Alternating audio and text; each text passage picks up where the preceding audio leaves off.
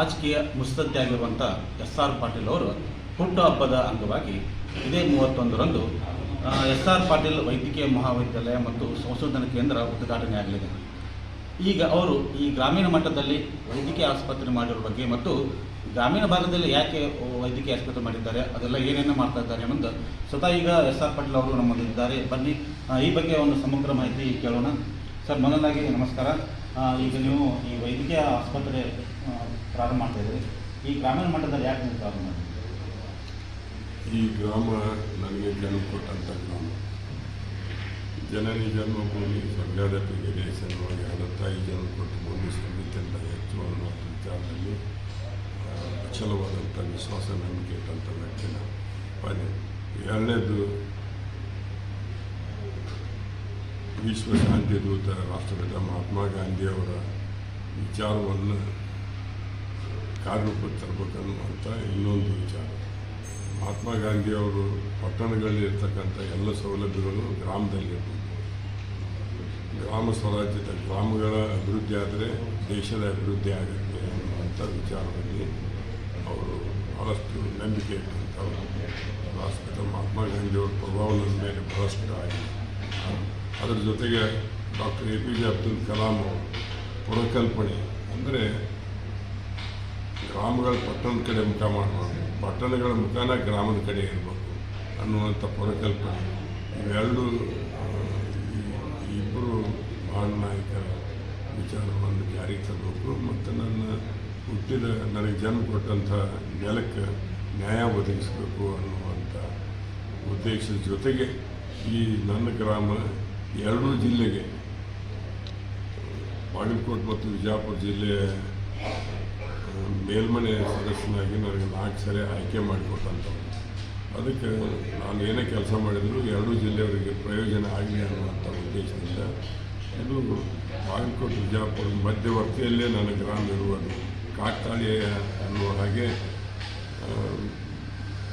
ಕೃಷ್ಣೆ ಎಡಬಲದಲ್ಲಿರ್ತಕ್ಕಂಥ ಒಂದು 400 ಗ್ರಾಮ, ಎರಡೂ ಜಿಲ್ಲೆಯ 400 ಗ್ರಾಮದ ಬಡವರಿಗೆ, ಗ್ರಾಮೀಣ ಭಾಗದ ಜನರಿಗೆ ಅನುಕೂಲ ಆಗಲಿ ಅನ್ನುವಂಥ ಉದ್ದೇಶದಿಂದ ನಾನು ಸ್ವಗ್ರಾಮವಾದಂಥ ಬಾಡಿಗೆ ಮೇಲೆ ಆಯ್ಕೆ ಮಾಡಿಕೊಂಡು ಇಲ್ಲೇ ವೈದ್ಯಕೀಯ ಮಹಾವಿದ್ಯಾಲಯ ಕೇಂದ್ರ ಮತ್ತು ರಾಜ್ಯ ಸರ್ಕಾರದಿಂದ ಪರವಾನಗಿ. ಸರ್, ಈಗ ಈ 31ರಂದು ಹುಟ್ಟುಹಬ್ಬ, ಅದ್ರ ಜೊತೆಗೆ ಈ ಉದ್ಘಾಟನಾ ಸಮಾರಂಭ ಇದೆ. ಉದ್ಘಾಟನಾ ಸಮಾರಂಭದಲ್ಲಿ ಯಾರೆಲ್ಲ ಭಾಗವಹಿಸ್ತಾರೆ, ಏನೇನು ಕಾರ್ಯಕ್ರಮ ಇದೆ? ಹುಟ್ಟುಹಬ್ಬ ಆಚರಣೆ ಅಂತೂ ನಾನು 75 ವರ್ಷ ಜನ ನನ್ನ ಹುಟ್ಟುಹಬ್ಬಕ್ಕೆ ಬಂದು ಹಾರ ಹಾಕಿ ಶಾಲು ಹೊರಿಸಿ ಫಲಪುಷ್ಪವನ್ನು ನೀಡಿ ಹುಟ್ಟುಹಬ್ಬದ ಕಾಣಿಕೆ ಕೂಡ ನೀಡಿಲ್ಲ. ಆದರೆ ಈ ಸಾರಿ ಯಾರಿಗೆ ಹಾರ, ಶಾಲ, ಕಾಣಿಕೆ, ಫಲಪುಷ್ಪ ತರಬಾರ್ದು ಅಂಥೇಳಿ ನಾನು ನಮ್ರವಾಗಿ ವಿನಂತಿ ಮಾಡಿಕೊಂಡಿದ್ದೀನಿ. 75 ವರ್ಷ ಪೂರ್ತಿ ಆದಂಥ ಈ ಸಂದರ್ಭದಲ್ಲಿ ನನ್ನಿಂದ ಸಮಾಜಕ್ಕೆ ಒಂದು ಕೊಡುಗೆ ಕೊಡಬೇಕಲ್ಲ, ಅದು ಹುಟ್ಟುಹಬ್ಬದ ಕೊಡುಗೆ, ಬರ್ತ್ಡೇ ಗಿಫ್ಟ್ ಅಂತೇಳಿ ಈ ಬೃಹತ್ ವೈದ್ಯಕೀಯ ಚಾರಿತ್ರಿಕ ಮಹಾವಿದ್ಯಾಲಯ, ಆಸ್ಪತ್ರೆ, ಸಂಶೋಧನಾ ಕೇಂದ್ರವನ್ನು ಸಮಾಜಕ್ಕೆ ನಾನು ಕೊಡುಗೆ ಕೊಡ್ತಾ ಇದ್ದೀನಲ್ಲ, ಇದೇ ನನ್ನ ಬರ್ತ್ಡೇ ಗಿಫ್ಟ್. ಸರ್, ಅಂದರೆ ಈ ಸಲ ನಿಮ್ಮ ನಿರ್ಧಾರ ಒಳ್ಳೆಯ ನಿರ್ಧಾರ ಆಗಿದೆ. ಅದ್ರ ಜೊತೆಗೆ ಈ ಕಾರ್ಯಕ್ರಮಕ್ಕೆ ಈಗ ಯಾರ್ಯಾರು ಗಣ್ಯಮಾನ್ಯರು ಭಾಗವಹಿಸ್ತಾರೆ? ಈ ಕಾರ್ಯಕ್ರಮದ ಪಾವನ ಸಾನ್ನಿಧ್ಯವನ್ನು ಪೂಜ್ಯ ಶ್ರೀ ಜಗದ್ಗುರು ಶ್ರೀ ಫಕೀರ್ ದಿಂಗಾಲೇಶ್ವರ ಮಹಾಸ್ವಾಮಿಗಳು ಪಾವನ ಸಾನ್ನಿಧ್ಯ ವಹಿಸ್ತಾ ಇದ್ದಾರೆ. ಅದೇ ರೀತಿ ನೇತೃತ್ವವನ್ನು ಶ್ರೀ ಹೇಮನಾನಂದ ಮಹಾಸ್ವಾಮಿಗಳು ವಹಿಸೋರಿದ್ದಾರೆ.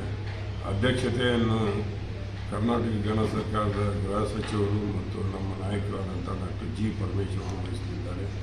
ಮತ್ತು ವೈದ್ಯಕೀಯ ಮಹಾವಿದ್ಯಾಲಯವನ್ನು ನಮಗೆ ಸಾಕಷ್ಟು ಸಹಾಯ ಮಾಡಿದಂಥ ಅಪ್ಪಟ ಪ್ರಾಮಾಣಿಕ ರಾಜಕಾರಣಿ ಅಂದರೆ ರಾಜ್ಯದ ಉದ್ದಕ್ಕೂ ವಿದ್ಯಾರ್ಥಿಗಳಾದ ಡಾಕ್ಟರ್ ಶರಣ್ ಪ್ರಕಾಶ್ ಪಾಟೀಲ್, ಅದೇ ರೀತಿ 630 ಹಾಸಿಗೆ ಸಾಮರ್ಥ್ಯದ ನವೀಕೃತವಾದಂಥ ಎಲ್ಲ ಸೌಲಭ್ಯಗಳನ್ನು ಹೊಂದಿದಂಥ ಒಂದು ಆಸ್ಪತ್ರೆಯ ಉದ್ಘಾಟನೆಯನ್ನು ನಮ್ಮ ಕರ್ನಾಟಕ ಗಣ ಸರ್ಕಾರದ ಆರೋಗ್ಯ ಮತ್ತು ಕುಟುಂಬ ಈ ವೈದ್ಯಕೀಯ ಮಹಾವಿದ್ಯಾಲಯ ಅನುಮತಿ ಸಿಗಬೇಕಾದರೆ ಸಾಕಷ್ಟು ಒಂದು ಕಠಿಣ ಎಲ್ಲ ಕಡೆ ಮಾಡ್ತಾರೆ. ಅದನ್ನು ನೀವು ಈಗ ತೆಗೆದುಕೊಂಡು ಬಂದು ಯಶಸ್ವಿಯಾಗಿದೆ. ಈಗ ನೀವು ತರಬೇಕಾದ್ರೆ ರಾಜಕೀಯ ಪ್ರಭಾವ ಅಥವಾ ಏನಾದರೂ ನೋಡಿ, ಇದರಲ್ಲಿ ನಾವು given preference to the merit. National medical ಕಮಿಷನ್ದವರು ಏನೇನು ಇನ್ಸ್ಪೆಕ್ಷನ್ ಮಾಡ್ತಾರೆ, ಅವ್ರ ರಿಕ್ವೈರ್ಮೆಂಟ್ ಏನಿದೆ ಅದ್ರ ಬಗ್ಗೆ ಕೂಲಂಕುಷವಾಗಿ ಅಧ್ಯಯನ ಮಾಡಿ ಇನ್ನು ಒಂದು ಸವಾಲನ್ನು ಸ್ವೀಕಾರ ಮಾಡಿ, ಯಾಕಂದರೆ ನಾವು ಪಟ್ಟಣದಲ್ಲಿ ಮಾಡಿರೋಂಥವಲ್ಲ, ಗ್ರಾಮೀಣದಲ್ಲಿ ಮಾಡಿರೋಂಥವ್ರು ಮತ್ತು ಯಾವುದೇ ರಾಜಕೀಯ ಪ್ರಭಾವಕ್ಕೆ ಒಳಗಾಗಲಾರದೆ ಹಗಲು ರಾತ್ರಿ ನಿರಂತರ ಪ್ರಯತ್ನ ಮಾಡಿ ಸದ್ದು ಗದ್ದಲ ಇಲ್ಲದೆ ನ್ಯಾಷನಲ್ ಮೆಡಿಕಲ್ ಕಮಿಷನ್ದವರು ಏನು ಅವ್ರದ್ದು ರಿಕ್ವೈರ್ಮೆಂಟ್ ಐತಿ ಅವೆಲ್ಲವನ್ನು ಚಾಚು ತಪ್ಪದೆ ಪಾಲನೆ ಮಾಡಿ ಸರಿ ಮಾಡಿದ್ದೆವು. ಅದು ಅದರ ಪ್ರಯುಕ್ತವಾಗಿ ನಮಗೆ ಸಹಾಯ ಆಗಿದೆ. ಭಾಳಷ್ಟು ಕೇಂದ್ರದಲ್ಲಿರ್ತಕ್ಕಂಥ ರಾಜ್ಯದಲ್ಲಿರ್ತಕ್ಕಂಥ ರಾಜಕೀಯ ವ್ಯಕ್ತಿಗಳು ಕೂಡ ನಮ್ಮ ಸಂಸ್ಥೆಗೆ ಸಾಧ್ಯದ ಮಟ್ಟಿಗೆ ಸಹಾಯ ಮಾಡಿದ್ದಾರೆ, ಬರೋಂತೂ ಯಾರೂ ವಿರೋಧ ಮಾಡಿಲ್ಲ. ಸರ್, ಈಗ ನೀವು ರಾಜಕೀಯದಲ್ಲಿ ಎಲ್ಲ ಸ್ಥಾನಮಾನ ಪಡೆದುಕೊಂಡ್ರಿ, ಈಗ ಸ್ವಲ್ಪ ಏನು ಒಂದು ಸ್ವಲ್ಪ ಅಂದರೆ ವಿಶ್ರಾಂತಿ ಟೈಪ್ ಇದ್ದೀರಿ. ಈ ಅವಧಿಯಲ್ಲಿ ನೀವು ಈಗ ಎಲ್ಲ ಮಾಡಲಿಕ್ಕೆ ಅನುಕೂಲ ಆಗ್ತದೆ? ಹೌದು, ನನಗೆ ಸ್ವಲ್ಪ ಸಮಯದವರೆಗೆ ನಮ್ಮ ಪಕ್ಷದವರು ನಮಗೆ ವಿಶ್ರಾಂತಿ ಕೊಟ್ಟಿದ್ದರು.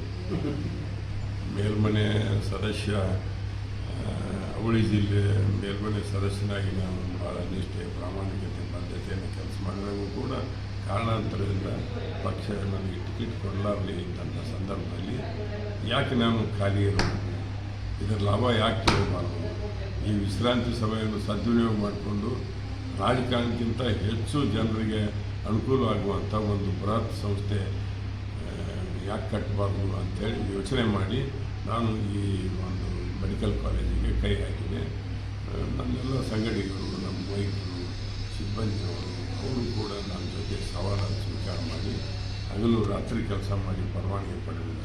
ಅದಕ್ಕೆ ಈ ಸಂದರ್ಭದಲ್ಲಿ ರಾಜ್ಯ ಸರ್ಕಾರನೂ ನಾನು ಅವರಿಗೆ ಅಭಿನಂದನೆ ಸಲ್ಲಿಸ್ತೀನಿ, ಕೇಂದ್ರ ಸರ್ಕಾರದವರಿಗೆ ಅಭಿನಂದನೆ ಸಲ್ಲಿಸ್ತೀನಿ, ಈ ನಮ್ಮ ಆಡಳಿತ ಮಂಡಳಿಯ ಸದಸ್ಯರಿಗೂ ಅಭಿನಂದನೆ ಸಲ್ಲಿಸೋದ್ರ ಜೊತೆಗೆ ಇಲ್ಲಿ ನಿಷ್ಠಾವಂತ ವೈದ್ಯ ವೃಂದಕ್ಕೆ, ಸಿಬ್ಬಂದಿ ವರ್ಗದವರಿಗೆ, ಅವರೆಲ್ಲರಿಗೂ ನಾನು ಕೃತಜ್ಞತೆಯನ್ನು ಅರ್ಪಿಸ್ತೀನಿ. ಅವರೆಲ್ಲರ ದೊಡ್ಡ ಸಾಹಸದಿಂದ, ಪರಿಶ್ರಮದಿಂದ ಅವರು ಬಹಳಷ್ಟು ಕಷ್ಟಪಟ್ಟದರ ಪ್ರಯುಕ್ತವಾಗಿ ನಮಗೆ ಪರವಾನಗಿ ಬರ್ತಿದೆ ಅಂತ ಹೇಳಿಕೆ ಬಾಯಿ. ಸರ್, ಈಗ ನೀವು ಮುಂಬರುವ ದಿನಮಾನ ಮತ್ತೆ ರಾಜಕೀಯವಾಗಿ ಸಂಪೂರ್ಣವಾಗಿ ಮತ್ತೆ ಅಸ್ತಿತ್ವದಲ್ಲಿರ್ತಾರೋ ಅಥವಾ ಇಲ್ಲಿಗೆ ಸಾಕು ನಮ್ಮ ರಾಜಕೀಯ ಅಂತ ವಿಶ್ರಾಂತಿ ಘೋಷಣೆ ಮಾಡಿ? ನನಗೆ ವಿಶ್ರಾಂತಿ, ನನ್ನ ಬದುಕಿನ ಕೊನೆಯ ಉಸಿರನ್ನ ನನಗೆ ವಿಶ್ರಾಂತಿ, ಶಾಶ್ವತ ವಿಶ್ರಾಂತಿ. ಅಲ್ಲಿವರೆಗೆ ನಾವು ಒಂದಿಲ್ಲ ಒಂದು ರಾಜಕಾರಣದಾಗ ಸ್ಥಾನ ಬಂದರೆ ಅದನ್ನು ಮಾಡ್ತೀವಿ. ಅದು ಇಲ್ಲಪ್ಪ ಅಂದರೆ ಇಂಥವೆಲ್ಲ ಈ ಮುಂಬರುವ ದಿನಮಾನದಲ್ಲಿ ಅಥವಾ ನಾನು ಯಾರು ಆಗುವಂಥ ವಿಷಯ ಇದೆ. ನಾನು ಪಕ್ಷ ಅವಶ್ಯಕತೆ, ನನ್ನ ಅವಶ್ಯಕತೆ ಅನಿಸಿ ಇಂಥ ಸ್ಥಾನ ಅಲಂಕರಿಸಿ ನೀವು ಕೆಲಸ ಮಾಡಿರಿ ಅಂದರೆ ಮಾಡ್ತೀವಿ, ಇಲ್ಲ ಅಂದರೆ ಇಲ್ಲ. ಸರ್, ಈ ಪಕ್ಷದಲ್ಲಿ ಮತ್ತೆ ಮುಂಚಿನಲ್ಲಿ ಇರುವಂಥ ಏನೋ ಒಂದು ಅಂದರೆ ನಾನು ರಾಜಕಾರಣ ಪ್ರವೇಶ ಮಾಡಿದ್ದೆ ಜನಸೇವೆ ಮಾಡ. ಅದು ಉತ್ತರ ಕರ್ನಾಟಕ ಅನೇಕ ಜ್ವಲಂತ ಸಮಸ್ಯೆಗಳಿಗೆ ಬೆಳಕು ಚೆಲ್ಲಬೇಕು, ಉತ್ತರ ಕರ್ನಾಟಕ ಜನತೆಗೆ ನ್ಯಾಯ ಕೊಡಬೇಕು ಅನ್ನುವಂಥ ಉದ್ದೇಶದಿಂದ ಅದರಲ್ಲಿ ವಿಶೇಷವಾಗಿ ನೆತೆಗುರಿಗೆ ಬಿದ್ದಂಥ ನೀರಾವರಿ ಯೋಜನೆ, ಲಕ್ಷಾಂತರ ಸಂತ್ರಸ್ತರು ಇವತ್ತು ಭಾಳ ನಿರ್ಗತಿಕರಾಗ್ಯಾರ. ಮಳೆ, ಮಠ, ಆಸ್ತಿ ಪಾಸ್ತಿ ಕಾಕೊಂಡು ತಲೆ ಮೇಲೆ ಮಸೆಗಡಿಗೆ ಹೊತ್ಕೊಂಡು ಬೀದಿಗೆ ಬಂದಂಥ ಇವ್ರ ಪರವಾಗಿ ನಾವು ಧ್ವನಿ ಎತ್ತಬೇಕು ಮೇಲ್ಮನೆಯಲ್ಲಿ ಅಂತ ನಾನು ಟಿಕೆಟ್ ಕೇಳಿದ್ದೆ. ನನ್ನೇನು ಸ್ವಾರ್ಥ, ನಾನು 3 ವರ್ಷ ಮಂತ್ರಿ ಆಗಿದ್ದೆ, 3.5 ಕೋಟಿ ಸಾಲ ಮಾಡಿಕೊಂಡಿದ್ದೇನೆ. ನನಗೇನು ರಾಜಕಾರಣದಿಂದ ನನಗೇನು ಲಾಭ ಏನಂದರೆ ಜನರ ಸೇವೆ ಮಾಡುವ ಅವಕಾಶ ಇರ್ತೈತಿ. ಒಂದು ಗಟ್ಟಿ ಧ್ವನಿಯಾಗಿ, ಉತ್ತರ ಕರ್ನಾಟಕದ ಗಟ್ಟಿ ಧ್ವನಿಯಾಗಿ ನಮ್ಮ ಭಾಗದ ಜನತೆಗೆ ಸಹಾಯ ಆಗಲಿ ಅನ್ನುವಂಥ ಉದ್ದೇಶದಿಂದ ಇಲ್ಲ ಅಂದರೂ ಸದನದ ಹೊರಗಿದ್ದೂ ಕೂಡ ಸದನದಾಗ ಏನು ಮಾಡಬೇಕಾಗಿತ್ತು ಆ ಕೆಲಸ ಹೊರಗಿನಿಂದ ಮಾಡ್ತೀವಿ. ಸರ್, ಈ ಪಕ್ಷ ಮತ್ತೆ ನಿಮಗೆ ಮುಂಚಿನಲ್ಲಿ ಮತ್ತೆ ಕೆಲಸ ಕಾರ್ಯ ಮಾಡೋಕ್ಕೆ ಅನುಕೂಲ ಕೊಟ್ಟರೆ ಮುಂದೆ ಏನಾದರೂ ಪಕ್ಷ ಕಾರ್ಯ ಚಟುವಟಿಕೆ ನೀವು ತೊಡಗ್ತೀರಾ? ಪಕ್ಷದವರು ಬರ್ರಿ ಪಾಟೀಲ್ರೆ, ನೀವಂಥ ಸ್ಥಾನದಿಂದ ಕೆಲಸ ಮಾಡಿರಿ ಅಂತ ಅವರು ನಾವು ಕರೆದ್ರೆ ಹೋಗ್ತೀನಿ, ಇಲ್ಲ ಅಂದರೆ ಇಲ್ಲ. ನನಗೇನು ಯಾಕೆ ಕರೀಲಿಲ್ಲ ಅಂತ ನೋವಿಲ್ಲ, ನಮಗೆ ಟಿಕೆಟ್ ತಪ್ಪಿದೆ ಅಂತ ನೋವಿಲ್ಲ. ಆ ಟಿಕೆಟ್ ತಪ್ಪಿದ್ರ ಪ್ರಯುಕ್ತವಾಗಿ ಇವತ್ತು ದೊಡ್ಡ ಬೃಹತ್ ಚಾರಿತ್ರಿಕ ವಿಶ್ವವಿದ್ಯಾಲಯ ಬಂದಿದೆ. ಇದು ಏನು SR ಪಾಟೀಲ್ ಅವರ ಅಭಿಪ್ರಾಯ. ಆನಂದ್, ಇಡೀ ಭಾರತ್ ಬಾಗಲಕೋಟೆ.